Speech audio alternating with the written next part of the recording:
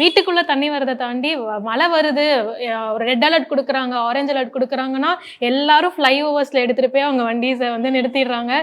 Safety முக்கியம், எங்க வண்டி போகுது, அதுக்கு செலவு பண்ண முடியல அப்படின்னு ஒரு விஷயம். ஸோ இந்த ஒரு டோர் அப்படின்றது நம்மளுக்கு, இந்த கேட் அப்படின்றது பார்க்கிங் ஏரியாஸ்க்குமே வந்து நம்மளால கஸ்டமைஸ் பண்ணிக்க முடியும். கண்டிப்பா போட முடியும். ஓகே. இப்போ நம்ம வந்து நம்மளுக்கு வந்து வித்து வந்து ஒரு கன்சர்ன் கிடையாது. எதனால அப்படின்னா விட்டு வந்து அதிகமாக போகும்போது நம்ம ஸ்டாண்ட் அலோன் பில்லர்ஸ் வந்து தரையிலேருந்தே வர மாதிரியான ஸ்டாண்ட் அலோன் பில்லர்ஸ் வந்து நம்ம போடுவோம்.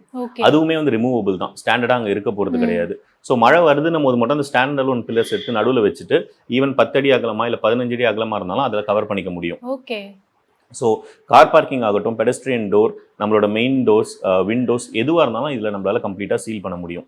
ஸோ அவங்க சைட் இன்ஜினியர்ஸ் போயிட்டு அவங்க கோட்டை வந்து கஸ்டமருக்கு ஷேர் பண்ணி கஸ்டமர் கோட்டை அக்செப்ட் பண்ணதும் அவங்களோட ஸ்பெசிஃபிகேஷன்ஸ்க்கு ஏற்ற மாதிரி, அவங்களோட நீடுக்கு ஏற்ற மாதிரி இங்கே ஒவ்வொரு ப்ராடக்ட்டும் ஒவ்வொரு சேனல்ஸும் இந்த ஃபேக்ட்ரியில் வந்து கட் பண்ணுவாங்க. ஸோ இங்கே ப்ரொடக்ஷனே வந்து பார்த்தீங்கன்னா ஆன் டிமாண்ட் தான். அவங்களுக்கு என்ன தேவையோ அதுதான் இங்கே ப்ரொடக்ஷன் நடக்கும்.